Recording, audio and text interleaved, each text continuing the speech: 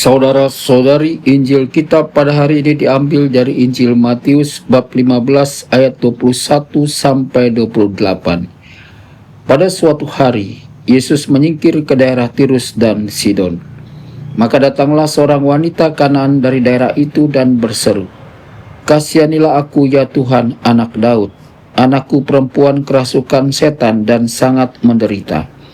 Tetapi Yesus sama sekali tidak menjawab. Lalu para murid Yesus datang dan meminta kepadanya, "Suruhlah wanita itu pergi, sebab ia mengikuti kita sambil berteriak-teriak." Jawab Yesus, "Aku diutus hanya kepada domba-domba umat Israel yang hilang." Tetapi wanita itu mendekat dan menyembah Dia sambil berkata, "Tuhan, tolonglah aku." Yesus menjawab, "Tidak patut mengambil roti yang disediakan bagi anak-anak dan melemparkannya kepada anjing." Kata wanita itu lagi, "Benar Tuhan, tetapi anjing-anjing pun makan remah-remah yang jatuh dari meja tuannya." Bersabdalah Yesus kepadanya, "Hai ibu, sungguh besar imanmu. Terjadilah bagimu seperti yang kau kehendaki." Dan seketika itu juga anaknya sembuh.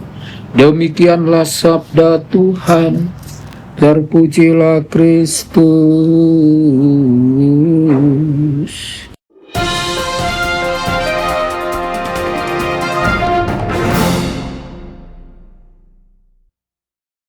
Dalam nama Bapa dan Putra dan Roh Kudus. Amin. Saudara dan saudari terkasih dimanapun Anda berada, jumpa lagi dengan saya Romo Tedens dalam saluran Warta Kabar Sukacita. Semoga Anda semua dimanapun berada senantiasa dalam keadaan sehat dan bahagia. Saudara-saudari, setiap orang pasti pernah mengalami saat-saat ketika hidup terasa berat. Ada doa yang sudah dipanjatkan berulang kali, tetapi belum juga terkabul. Ada harapan yang tak kunjung menjadi kenyataan. Ada penyakit yang belum sembuh, masalah keluarga yang belum selesai, kesulitan ekonomi yang masih menghimpit, atau pergumulan batin yang terus membebani hati. Saudara-saudari, dalam situasi seperti itu, tidaklah jarang kita bertanya, "Tuhan, apakah Engkau mendengarkan doaku?" Bahkan ada yang merasa bahwa Tuhan diam, jauh, dan seolah tidak peduli terhadap penderitaannya. Injil hari ini memperkenalkan kepada kita seorang perempuan Kanaan. Ia bukan orang Yahudi. Ia datang dari bangsa yang pada waktu itu dipandang asing oleh orang-orang Israel. Namun perempuan ini memiliki sesuatu yang luar biasa, yaitu iman yang teguh dan tidak mudah menyerah. Ia datang kepada Yesus sambil berseru, "Tuhan, anak Daud, kasihanilah aku. Anak perempuanku kerasukan setan dan sangat menderita." Sebagai seorang ibu, ia tidak sedang memikirkan dirinya sendiri. Hatinya hancur karena melihat penderitaan anaknya. Cinta seorang ibu mendorongnya mencari pertolongan kemanapun ia bisa berharap. Namun yang terjadi justru di luar dugaan. Injil mengatakan bahwa Yesus tidak menjawab sepatah kata pun. Bayangkan betapa menyakitkan pengalaman itu. Ia sudah datang dengan harapan besar, tetapi yang diterimanya justru keheningan. Saudara-saudari, seringkali kita juga mengalami hal yang sama dalam kehidupan rohani. Kita datang kepada Tuhan dengan doa yang tulus, tetapi tidak ada jawaban yang langsung kita rasakan. Kita memohon kesembuhan, tetapi penyakit masih ada. Kita memohon perdamaian dalam keluarga, tetapi konflik masih berlanjut. Kita memohon jalan keluar dari kesulitan ekonomi, tetapi keadaan belum berubah. Pada saat seperti itulah iman kita diuji. Apakah kita tetap percaya ketika Tuhan tampak diam? Apakah kita tetap berharap ketika jawaban belum terlihat?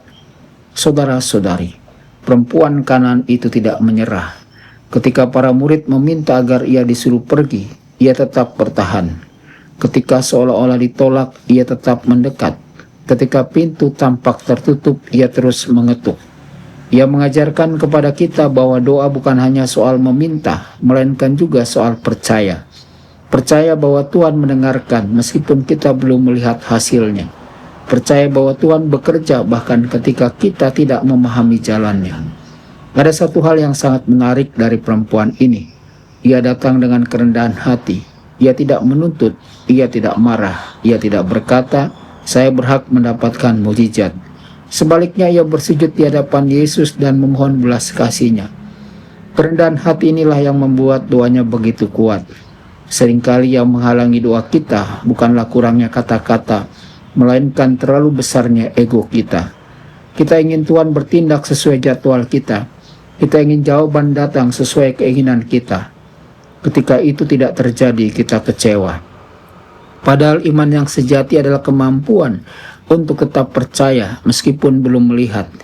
Iman yang sejati adalah tetap berlutut meskipun belum menerima apa yang diminta. Akhirnya Yesus berkata kepada perempuan itu, "Hai ibu, besar imanmu. Maka jadilah kepadamu seperti yang kau kehendaki." Dan pada saat itu juga anaknya disembuhkan. Perempuan Kanaan itu pulang bukan hanya membawa kesembuhan bagi anaknya. Ia pulang membawa pujian yang sangat indah dari Yesus. "Besarlah imanmu."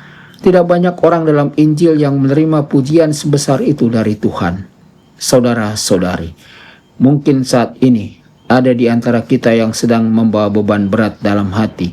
Mungkin ada doa yang sudah bertahun-tahun dipanjatkan tetapi belum juga terjawab. Injil hari ini mengajak kita untuk tidak menyerah. Tuhan mungkin tidak selalu menjawab secepat apa yang kita harapkan, tetapi Ia tidak pernah berhenti mendengarkan. Keheningan Tuhan bukan berarti penolakan.